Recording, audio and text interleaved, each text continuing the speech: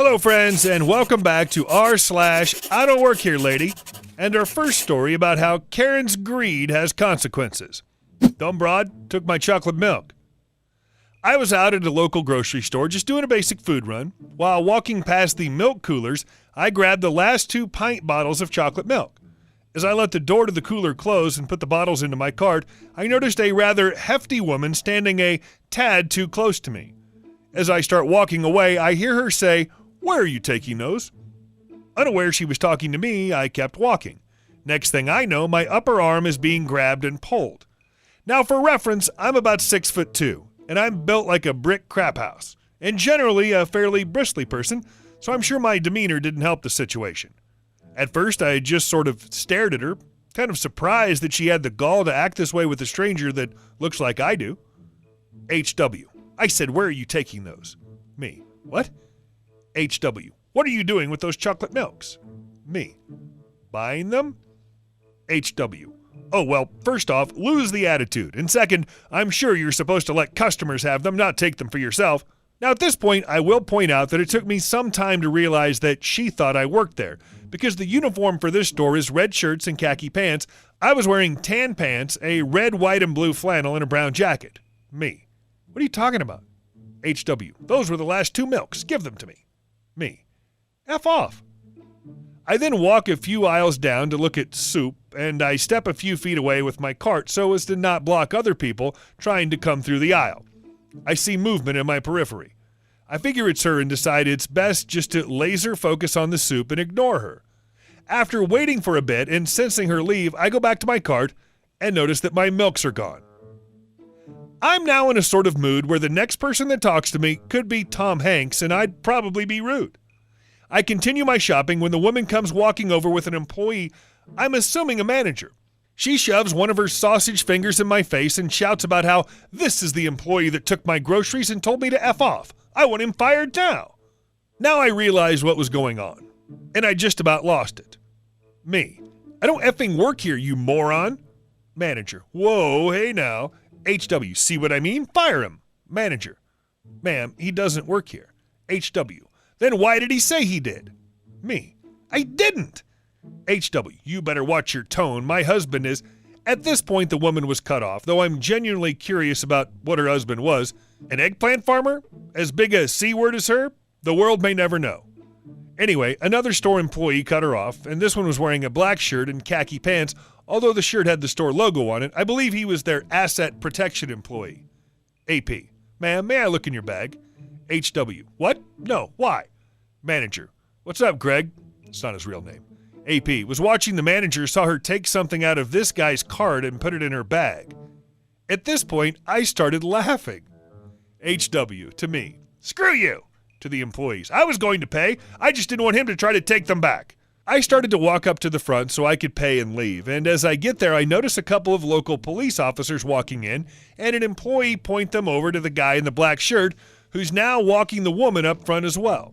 As they walk past me towards a back office, I hear one of them explaining to the woman who's now in hysterics that, yes ma'am, just hiding them in your purse constitutes retail fraud. I then left, wanting nothing more to do with this lady. Moral of the story? Play stupid B-word games, win stupid B-word prizes. And our second story. Woman accuses me of being a bad worker to try and get free food.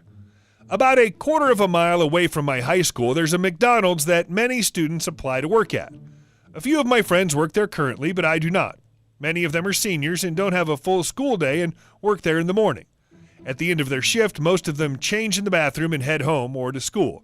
Many students have spirit wear, clothes with the school's name on it, as many people wear that daily. This is where I assume the confusion happened. Cast. Me. You better know. LK. Little kid. Doesn't actually talk at all. NM is the nice manager. EM is I walk into McDonald's and I see my friend at the counter taking orders. I just wave at him and he waves back. I continue walking up to the ordering screens and I see a little kid struggling to reach a menu item on the screen. Me. Hey bud, you need some help? Little kid nodded and pointed to the fries, and I helped him with the rest of his order. Apparently his mom was a doctor of some sort and she was on call talking to a patient. LK walked up to the counter, paid for his order, used money I suppose his mom gave him. He was like a little man. I walk back to an empty screen. I'm not even 5 seconds into putting in my order when someone taps on my shoulder. EM. I turn around. Me. Can I help you, ma'am? EM. I've been waiting for my order forever, and me and my dear son are very hungry customers. Me. And why are you telling me this? EM. You work here and you should be helping me. Me. Miss, I think you're confused. I don't. EM. Don't you lie to me. I saw you help that kid. I saw you wave to the cashier, too. Me. Shaken. I helped that kid out of the kindness of my heart. The cashier is just EM. Your friend? Sure. And you just happen to wear the same clothes? Yes, she was yelling at me the whole time. Others had been watching, too. I also realized she was talking about my school sweatshirt. My friend was wearing a similar one with a design from 2 years ago. She must have seen him change out of it for work. Me. Miss, this is the spirit wear for the high school nearby. He's a senior. I'm a junior. Please let me order my dinner. EM. You, derogatory Asian term, are taking my kids' jobs and you can't even do them right. Who in the hell is your manager? I want to talk to him. By this point, my friend had done the smart thing and gotten his manager. They both walked around the registers and to this woman and I. NM. Ma'am, what seems to be the problem? EM. Your lazy butt worker isn't helping my family get my food. He should be fired. My son is starving. She gestured over to a table where a boy is intently staring at a smartphone with a shiny pink case. He doesn't look like he cares at all. NM. I'm sorry, but this man does not work here. EM. Still looking like she's going to blow a gasket. EM. Well, whatever. I still don't have my food and I want to be compensated. NM. Can I see your receipt then? EM. Ugh. Fine. EM handed over the receipt. NM took a 3-second look at it before handing it back to EM. NM. You're going to have to leave now. EM. Surprised Pikachu face. What? Why?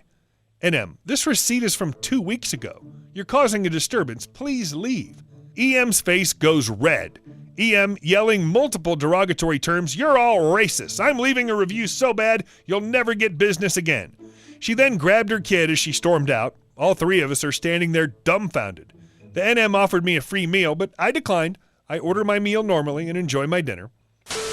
The church doesn't hire elves. This happened last year, but as my friend got asked about it yesterday, I figured I would share. My one friend is very religious and is a part of all things church, as far as I know.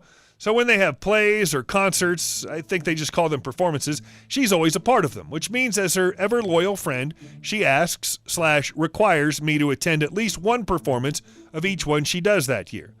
Last Christmas season, I ended up going to like 15 of the 30 performances. They did 2 a night.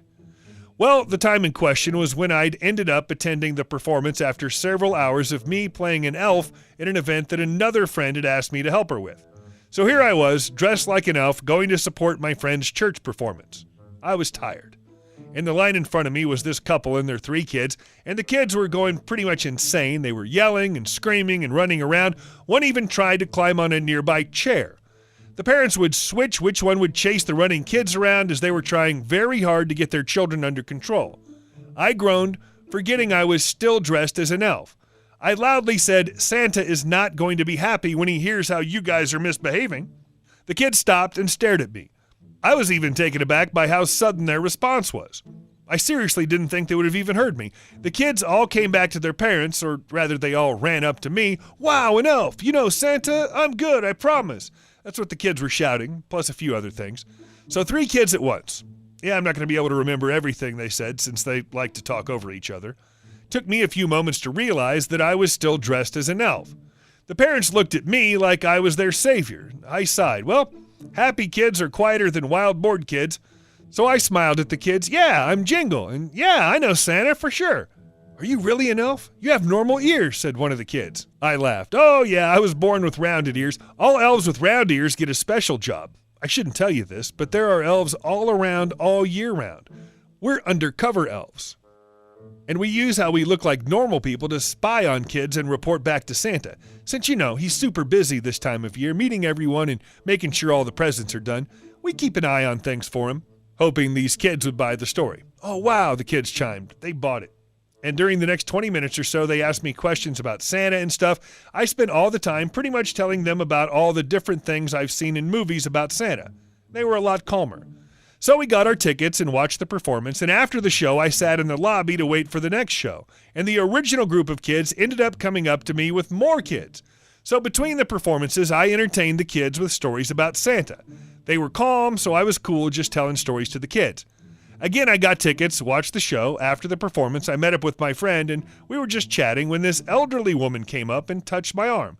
"You did a good job, too. I'm pleased to see the church hired an entertainer to keep the kids from wreaking havoc before and after shows," said the elderly woman. The pastor was nearby at one of the tables. "Excuse me, what did you say?" said the pastor as he now put down his paper and came over. "That I'm happy that you hired an elf to amuse the children and keep them calm," said the elderly woman. "I didn't," started the pastor. "Expected a volunteer would be dressed as an elf." "Sorry, I don't work here. I just volunteer sometimes," I said to the woman, who smiled. She donated some money and left. "You don't?" stated the pastor. "We know you don't like elves, and we know she doesn't work here. I'll see you tomorrow. Laters," I said to my friend and started to drag me off.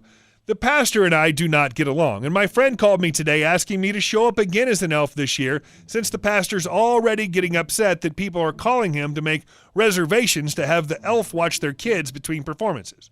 Hey guys, hope you enjoyed today's stories, and I'll see you soon.